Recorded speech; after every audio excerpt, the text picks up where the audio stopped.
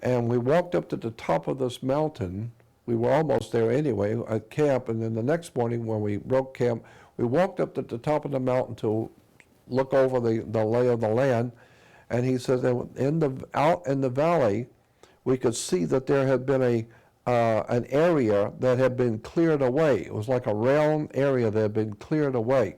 And there was a circle of people out there, and they were all wearing robes, and they were all holding hands and swaying back and forth, singing and chanting. You could barely hear them. But he said, but it was very quiet where we were. We could see that there was some kind of a ritual dancing or swaying back and forth in a circle. They were all holding hands. And there was obviously somebody in the middle, like a priest or something in the middle. And he said, this is out in the middle of nowhere. That these people are out here with this thing that they're doing. And he said, we're up here in the mountains looking down on them. And he said, while we were standing there looking at them, all of a sudden, a second figure popped up out of nowhere. But it was bigger than the man that was in the middle. It's in the middle too, but it's much bigger. And it pointed up at us.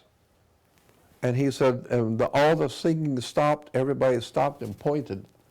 And he said, we knew we'd been had. And he says, we didn't know what was going on, but whatever it was, it just popped in out of nowhere, pointed up at us, and everybody is now pointing at us. And he said, so we figured we better just get out of here. He said, when we turned around, it was standing behind us. That thing which was down there was already behind us. That's how quick it moved.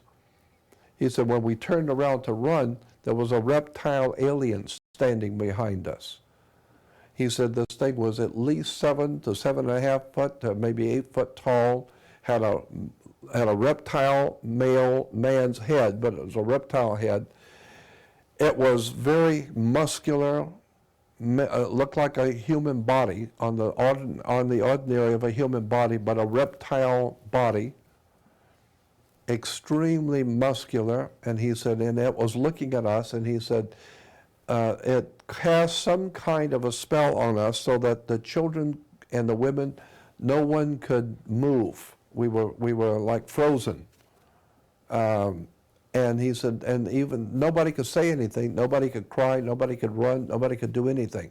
And he said, we were staring at it, and it was looking at us, but it had control over us. It had locked us so that we couldn't move, we couldn't scream, we couldn't do anything. And he said, and this thing was gazing at all of us, looking at the children, looking at the women. He said, this reptile alien, and he says, we're just Christians in a church.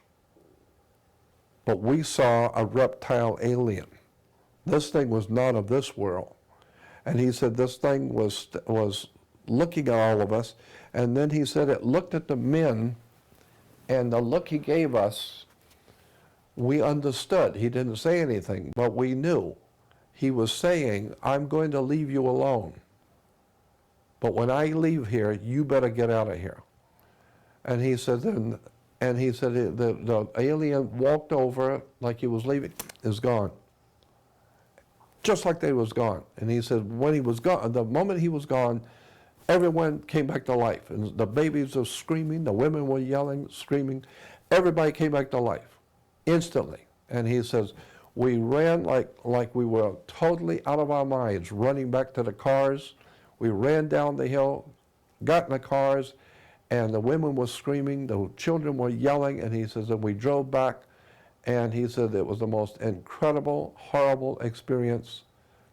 And he says, all the guys in my office will tell you, we saw a reptile alien in Colorado.